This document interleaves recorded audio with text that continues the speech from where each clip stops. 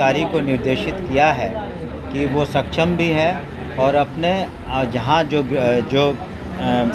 वर्तमान में अगर कहीं बाढ़ की स्थिति है या पानी भर गया तो वो स्कूल बंद करने का निर्णय ले सकते हैं।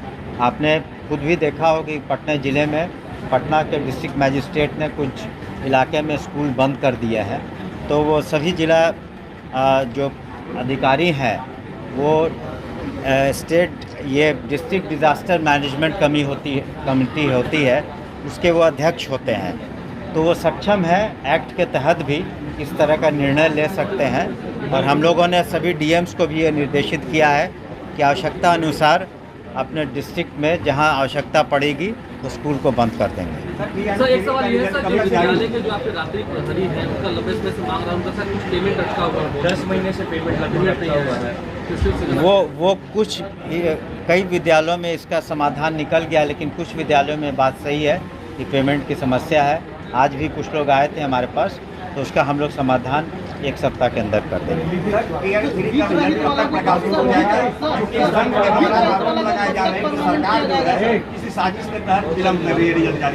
देखिए, जो परीक्षा हुई है, हम लोगों ने भी जो परीक्षा कंडक्ट कराया गया है उनसे भी अनुरोध किया है। डिपार्टमेंट परीक्षा नहीं कमीशन कराता, तो उसमें जो परीक्षा की गई, हमें उम्मीद है कि हमें आश्वासन दिया गया कि बहुत जल्दी रिज़ल्ट आ जाएगा। अब तक लिए आपने जो पूर्व में भी जो परीक्षाएं हुई हैं उसका भी आप उल्लेख कर सकते हैं कि उसमें कहीं भी किसी तरह की गड़बड़ी नहीं है और ना ही किसी तरह के आरोप लगे हैं। तो ये तो आरोप लगाना कि वहाँ गड़बड़ी हो रही है, मेरे ख्याल से बेबुनियाद बातें हैं। और हम लोगों ने भी अनुरोध किया है कि जल्द से जल्द उसको प्रकाशन कर दें ताकि वो लोग आ सकें।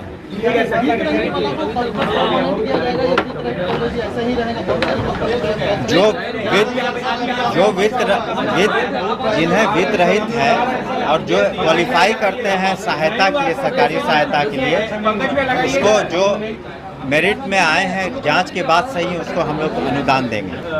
शिक्षा विभाग ने आदेश जारी किया है कि जितने भी शिक्षक हैं वो ऑनलाइन अटेंडेंस लगाएंगे। इसका कई शिक्षक सब और शिक्षक विरोध भी कर रहे हैं कि वहाँ पर नेटवर्क प्रॉब्लम हो। करीब ये कभी कहीं परेशानी आ रही है, तो ऐसा नहीं है कि किसी का हम लोग कटौती करते हैं। उसमें जो हम लोगों का पोर्टल है तो उसमें कभी ऑफलाइन या और अन्य कारणों से परेशानियां होती हैं। लेकिन देखिए, अब धीरे धीरे सभी को ये बात को समझना चाहिए कि टेक्नोलॉजी का हम लोग जितना अच्छा इस्तेमाल कर सकें ताकि पारदर्शिता आ सके और एक डिसिप्लिन के तहत पढ़ाई हो सके। तो इस वजह से हम लोग कर रहे हैं कि टेक्नोलॉजी में, लेकिन जब हम एक नए टेक्नोलॉजी की ओर बढ़ते हैं या नए सिस्टम को लाते हैं तो शुरू में कठिनाइयाँ होती हैं। जैसे जो हम लोग आधार सीडिंग कर रहे हैं, तो पर्पस ये है कि हम लोग कहीं डुप्लीकेशन नहीं हो। प्राइवेट स्कूल में बच्चे हैं, सरकारी स्कूल में बच्चे हैं, तो उसका डुप्लीकेशन नहीं हो, इसलिए हम आधार सीडिंग कर रहे हैं और सभी डाटा हम लोग का करेक्ट हो जाए। तो काफ़ी हद तक हम लोग उसमें सक्सीड कर गए हैं, लेकिन अभी भी 20% करीब काम बाकी है। तो टेक्नोलॉजी का अगर हम इस्तेमाल सही तरीके से करते हैं तो उसका फ़ायदा सभी को होगा, शिक्षा विभाग को होगा, शिक्षकों को होगा, स्टूडेंट्स को होगा, पेरेंट्स को होगा।